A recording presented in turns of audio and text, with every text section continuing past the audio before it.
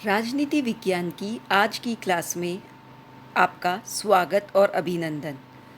आज हम BA part 1 paper 1 में व्यवहारवाद में डेविड ईस्टन ने व्यवहारवाद की जो आधारभूत लक्षण बताए हैं इस विषय पर परिचर्चा करेंगे। मेरे पिछले व्याख्यान में मैंने आपको व्यवहारवाद का अर्थ, व्याख्या और उसके विकास के बारे में बताया था। आज मैं डेविड ईस्टन के अनुसार व्यवहारवाद की क्या विशेषताएं हैं इस पर आज हम बात करेंगे। डेविड ईस्टन ने अपना जो लेख है the current meaning of behaviourism, इसमें व्यवहारवाद के जो है आधारभूत लक्षण बताए हैं। वो है, पहला लक्षण जो डेविड ईस्टन के द्वारा बताया गया है वो है नियमन या रेगुलेशन। डेविड ईस्टन का मानना था कि राजनीतिक व्यवहार को अगर पढ़ा जाए तो उसके अंदर कुछ सामान्य तत्व ढूंढे जा सकते हैं। यानी राजनीतिक व्यवहार, जो व्यक्तियों का राजनीतिक व्यवहार है, उसके अंदर समानताएं पाई जाती है और उसको अगर ध्यानपूर्वक उसकी व्याख्या की जाए तो सामान्यीकरण अथवा सिद्धांत के रूप में जो है राजनीतिक व्यवहार को समझा जा सकता है, जिनकी सहायता से जो है राजनीतिक स्थितियों एवं प्रघटनाओं को भी बताया जा सकता है और मानवीय व्यवहार के बारे में जो है भविष्य के अंदर उसकी मतलब भविष्यवाणी जो है या मानवीय व्यवहार के बारे में पूर्वानुमान जो है वो लगाया जा सकता है। ईस्टन इस बात को तो स्वीकार करते हैं कि राजनीतिक व्यवहार बहुत सारे कारणों से प्रभावित होता है, फिर भी कुछ जो है उसके अंदर कुछ समानताएं पाई जाती है और अगर हम उन समानताओं का अध्ययन करें तो हम कुछ सामान्य सिद्धांत इसके अंदर जो है मतलब मनुष्य के राजनीतिक व्यवहार के बारे में जो है कुछ सामान्य जो सिद्धांत है वो बना सकते हैं। तो रेगुलराइजेशन का क्या मतलब है कि मनुष्य के राजनीतिक व्यवहार में जो है कुछ सिमिलैरिटीज़ पाई जाती है, जिनके की आधार पर जो है जिन्हें समझकर मनुष्य के पॉलिटिकल बिहेवियर के बारे में भविष्यवाणी की जा सकती है। दूसरी विशेषता जो डेविड ईस्टन ने बताई है वो है सत्यापन। व्यवहारवादियों का मानना है कि ज्ञान तभी प्रमाणित हो सकता है जब ऐसी जो फैक्ट्स उन्होंने इकट्ठे किए हैं उनका जो है उनकी पुष्टि की जा सके। ठीक है, यानी मानवीय व्यवहार के संबंध में जो भी एकत्रित सामग्री है उसकी दोबारा जो है अगर किसी और पॉलिटिकल साइंटिस्ट के द्वारा अगर उसकी जांच की जाए और उसकी पुष्टि की जाए तो इस प्रक्रिया को सत्यापन कहते हैं। व्यवहारवादियों का मानना है कि वो जो भी फैक्ट्स इकट्ठे करते हैं उस जो सामग्री इकट्ठी कर रहे हैं उसकी जो है उसका सत्यापन किया जा सकता है। यानी दूसरी विशेषता जो डेविड ईस्टन ने बताई है वो है सत्यापन।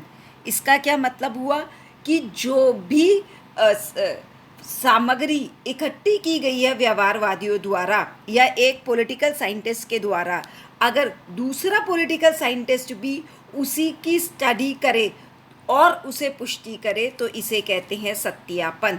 और व्यवहारवादियों का मानना है कि एम्पिरिकल स्टडी के लिए जो है जो भी सामग्री या डाटा इकट्ठा किया गया उसका सत्यापन आवश्यक है।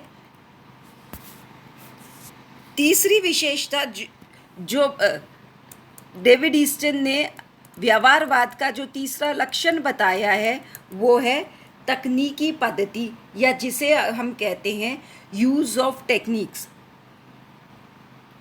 चूँकि पॉलिटिकल साइंस को साइंस बनाना था, व्यवहारवादियों ने साइंटिफिक टूल्स एंड टेक्निक्स का जो है पॉलिटिकल साइंस के अंदर प्रयोग शुरू किया।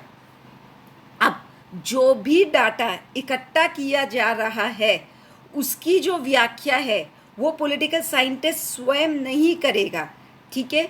उसकी व्याख्या वो टूल्स एंड टेक्निक्स के द्वारा करेगा। ये कौन सी टूल्स हो सकती हैं? ये स्टैटिस्टिकल टूल्स हो सकती हैं, ये गणितीय पद्धतियाँ हो सकती है, सर्वेक्षण हो सकते हैं, ठीक है, जो कि साइंटिफिक टूल्स हैं। तो व्यवहारवादी ये मानते हैं कि जो भी डाटा वो इकट्ठा कर रहे हैं उसको एम्पिरिकली जो है उसका अध्ययन करें और उसका अध्ययन वस्तुनिष्ठ हो। ये कैसे संभव है? ये साइंटिफिक टूल्स एंड टेक्निक्स के द्वारा ही संभव है, जिससे कि जो भी आपने डाटा इकट्ठा करा है, जो आपने आंकड़े इकट्ठे करे हैं, आप उन आंकड़ों को जो है उसका एनालिसिस कर सके।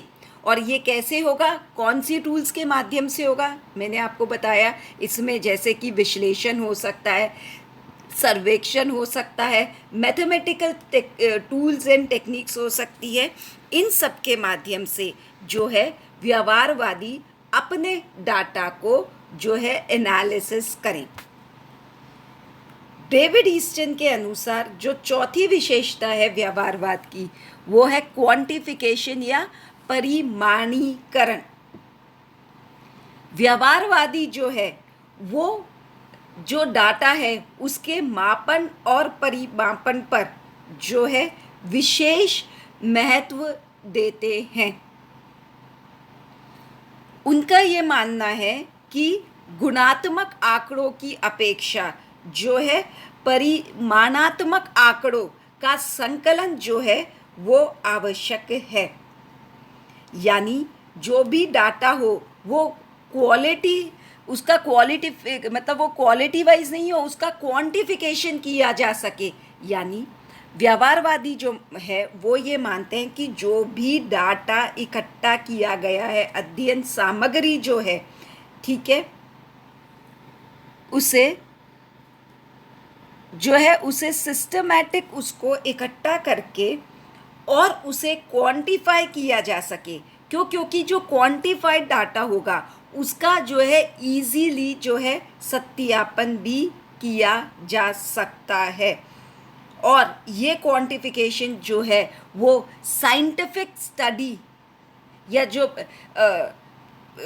ये जो डिसिप्लिन है पॉलिटिकल साइंस उसको साइंटिफिक स्टडी की ओर ले जाने के तरफ ज़्यादा इम्पोर्टेंट रोल प्ले करेगी।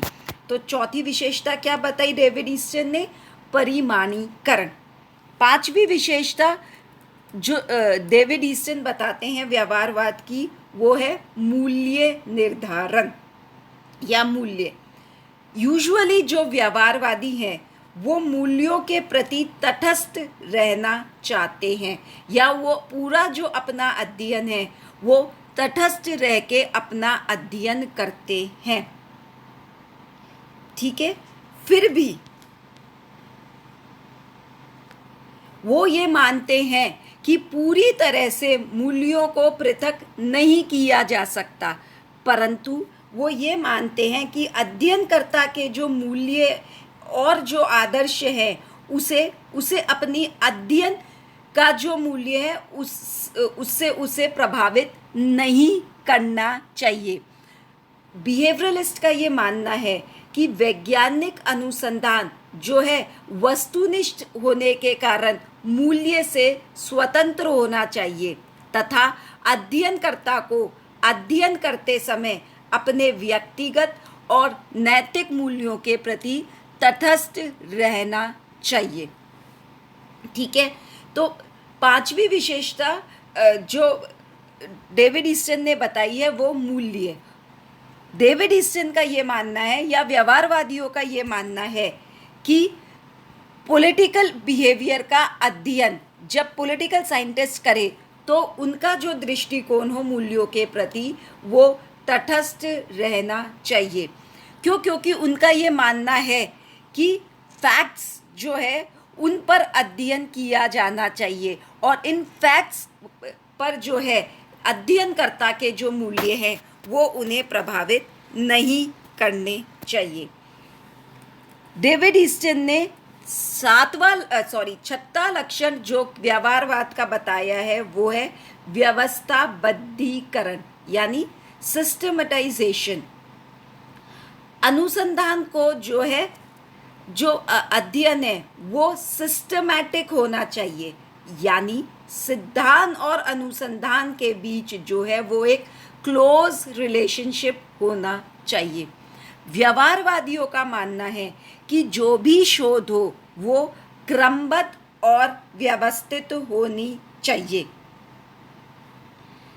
ठीक है, यानी पहले शोध किया जाना चाहिए और शोध में जो भी निष्कर्ष प्राप्त हो उसके आधार पर जो है सिद्धांत का निर्माण किया जाना चाहिए। बेसिकली जो बिहेवियरलिस्ट है वो सिद्धांत निर्माण पर जोर देते हैं। उनका ये मानना है कि पॉलिटिकल साइंटिस्ट के लिए जो है स्टडी के साथ साथ जो है सिद्धांत का निर्माण भी आवश्यक है। इसीलिए व्यवहारवादियों का मानना है कि सिद्धांत से अशिक्षित जो अनुसंधान है वो निरर्थक हो जाता है और आंकड़ों से असमर्थित जो सिद्धांत है वो भी जो है उसका भी कोई यूज़ नहीं रहेगा। तो बेसिकली सिस्टमेटाइजेशन के अंदर व्यवहारवादियों का मानना है कि शोध और सिद्धांत जो है उनका एक दूसरे से घनिष्ठ संबंध है और शोध जो है अल्टीमेटली जो रिसर्च है वो सिद्धांत निर्माण की ओर लेकर जानी चाहिए। तो इसके अंदर जो है बिहेवियरलिस्ट सिद्धांत निर्माण की बात करते हैं। सातवां जो इम्पोर्टेंट लक्षण है बिहेवियरलिज्म का वो है विशुद्ध ज्ञान या प्योर साइंस। सिद्धांत और प्रयोग ये जो दोनों हैं साइंस के इम्पोर्टेंट एस्पेक्ट है, लेकिन व्यवहारवादी क्या है केवल शुद्ध अनुसंधान पर ही जो है अधिक ध्यान देते हैं। ठीक है, तो अब व्यवहारवादी जो है उनका ये मानना है कि विशुद्ध ज्ञान मतलब पॉलिटिकल साइंस को भी जो है साइंस बनाना है। यानी व्यवहारवादियों का क्या मानना है कि हमें जो पॉलिटिकल साइंस है उसकी स्टडी करते हुए विशुद्ध विज्ञान की दृष्टि से विचार करना होगा और पॉलिटिकल साइंस को भी जैसे अन्य नेचुरल साइंसेस है उसी तरह से उन्हें बनाना होगा। ठीक है, और तभी जो है हम समाज की जो इम्पोर्टेंट प्रॉब्लम्स हैं उसे सुलझाने का प्रयास करेंगे। तो सातवीं विशेषता क्या है कि पॉलिटिकल साइंस को भी जो अन्य मतलब नेचुरल साइंस है उसी तरह से साइंस बनाना होगा। जो अंतिम लक्षण डेविड ईस्टन के द्वारा बताया गया है व्यवहारवाद का वो है समग्रता या इंटीग्रेशन। व्यवहारवादियों का मानना है कि जो मानव व्यवहार है वो एक पूर्ण इकाई है और इसका अध्ययन जो है हम टुकड़ों में नहीं कर सकते। ठीक है, पूरा जो ह्यूमन बिहेवियर है उसके अंदर एक सामान्यता या एक मूलभूत एकता पाई जाती है। जैसे अगर हम इंडिविजुअल का जैसे पॉलिटिकल साइंस के अंदर इंडिविजुअल के पॉलिटिकल बिहेवियर का अध्ययन किया जाता है, लेकिन क्या ये पॉलिटिकल बिहेवियर इंडिविजुअल का उसका जो एक पूरा एक बिहेवियर है उसकी जो एक पूरी एक पर्सनालिटी है उससे अलग हो सकता है? नहीं। पॉलिटिकल बिहेवियर इंडिविजुअल का उसके दूसरे अन्य जो एस्पेक्ट है उन सब से प्रभावित होता है, जैसे आर्थिक, सांस्कृतिक, राजनीतिक, सोशल। ठीक है, तो हम जब पॉलिटिकल साइंस का अध्ययन करते हैं तो हमें पॉलिटिकल साइंस का अध्ययन डिफरेंट सोशल साइंसेस के साथ करना होगा, तभी जो है हम पॉलिटिकल साइंस को और इंडिविजुअल के पॉलिटिकल बिहेवियर को समझ सकेंगे। ठीक है, तो पॉलिटिकल बिहेवियर का अध्ययन अगर हमें करना है इंडिविजुअल का, तो उसके जीवन का अन्य पक्ष का अध्ययन भी करना होगा। तो इसके अंदर क्या है, बिहेवियरलिस्ट इंटरडिसिप्लिनरी अध्ययन या अंतर अनुशासनात्मक अध्ययन पर बल देते हैं। ठीक है, तो ये जो है 8 विशेषताएं डेविड ईस्टन के द्वारा अपना जो लेख है the current meaning of behaviourism, इसमें 8 आधारभूत लक्षण डेविड ईस्टन ने व्यवहारवाद के बताए हैं। वो 8 लक्षण कौन कौन से हैं? वो पहला है नियमन या रेगुलराइजेशन, दूसरा है सत्यापन या वेरिफिकेशन, तीसरा है तकनीकी प्रयोग या यूज़ ऑफ टेक्निक्स, चौथा है परिमाणीकरण या क्वांटिफिकेशन, पांचवा है वैल्यूज़ या मूल्य, छठा है व्यवस्थाबद्धीकरण या सिस्टमेटाइजेशन, सातवां है शुद्ध विज्ञान या प्योर साइंस, और आठवां है समग्रता या इंटीग्रेशन। तो डेविड ईस्टन के द्वारा व्यवहारवाद के ये 8 आधारभूत लक्षण बताए गए हैं। उम्मीद करती हूँ ये आपको समझ में आए होंगे। धन्यवाद।